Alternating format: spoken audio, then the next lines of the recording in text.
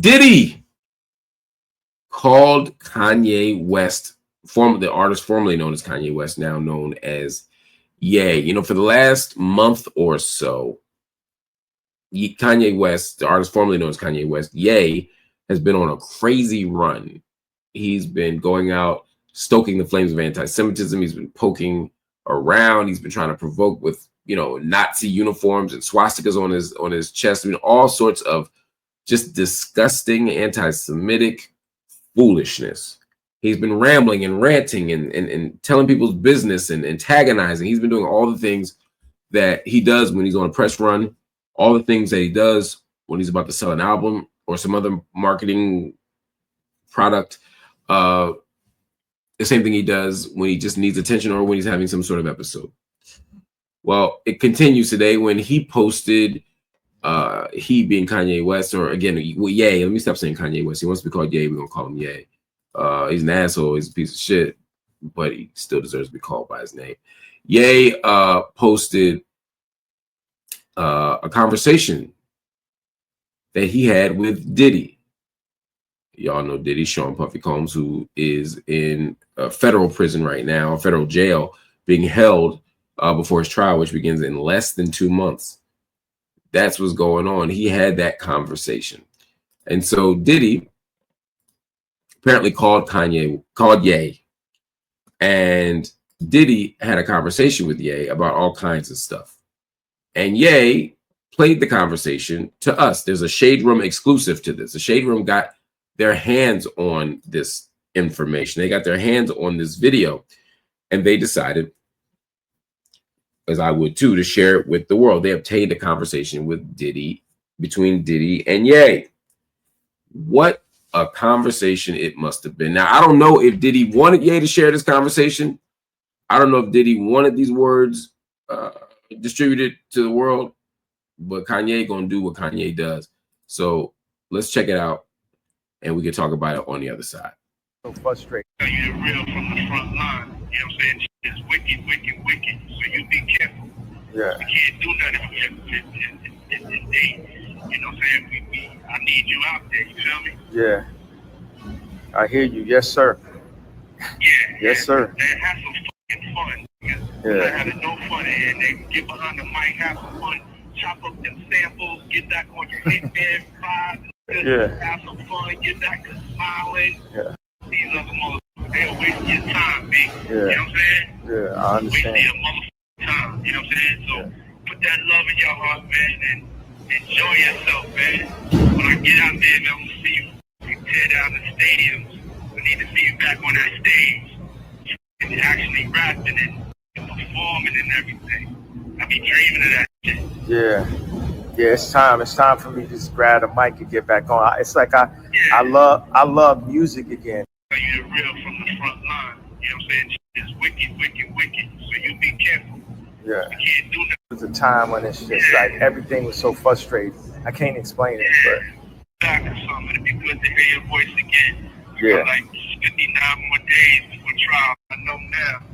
Yeah. I want to thank you so much for just taking care of my kids, man. Because ain't nobody reach out to them. Ain't nobody call them. You know what I'm saying? Yeah. Nobody. You know what I'm saying? And that meant so much. You know what I'm saying? That you reached out to them and took them under your wing while I'm in this spot. Man, and I appreciate you. Word up, man. yeah, absolutely. I love you so much, man. It's like you raised me even when I didn't know you. You know what I'm saying? Yeah. I feel the love, yeah, for real. I feel the love, for real. It means so bad. Yeah. I be able to hug you and thank you and I appreciate it. Yeah. So, few things here. First, I'm genuinely curious to know if Diddy wanted this message shared. Ye does weird things, and it would not shock me if Diddy has no idea that the world is watching and listening to that private conversation right now. First thought. Second thought, Diddy sounds like Diddy. Diddy sounds like Diddy. I wasn't sure. you know, what he would sound like. Observers at the courtroom said the other day that he looked very gray, that he looked aged. I don't know if prison stressed him out and turned him all gray, or if he was always all gray and he was dyeing his hair. But either way, he absolutely looked different to people, but he doesn't seem to sound like it. He sounds like himself. A little less polished. But again, he didn't know he was in public. There's a good chance he might have thought he was having a private conversation.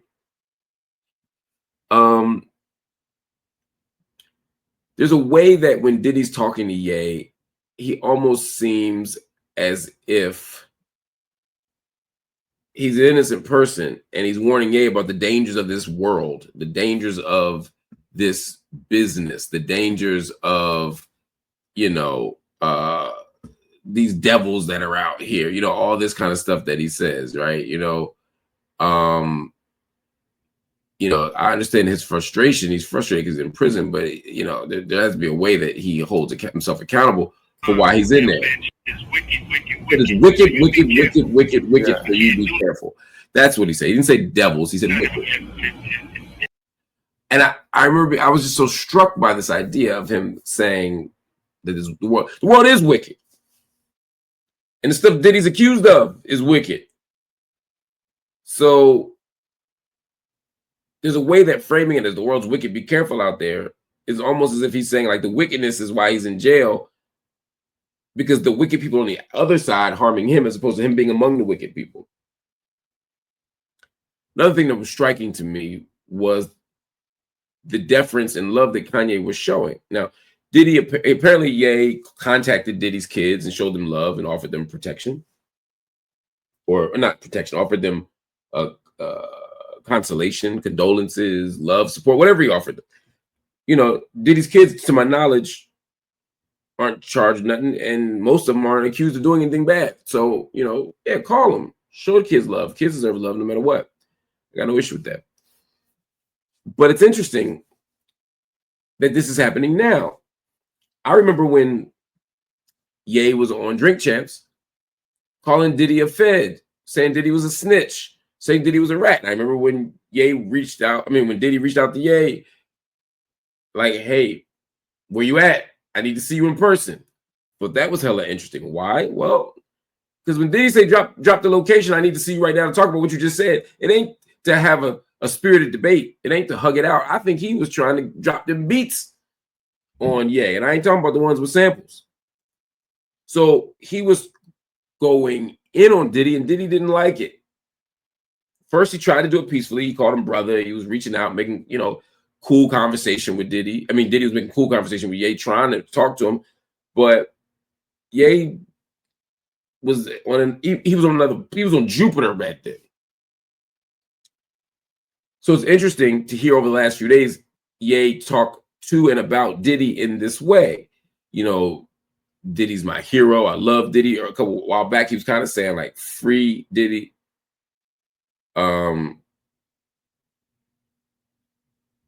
And suddenly he forgot all the shit he said about Diddy on Drink Champs.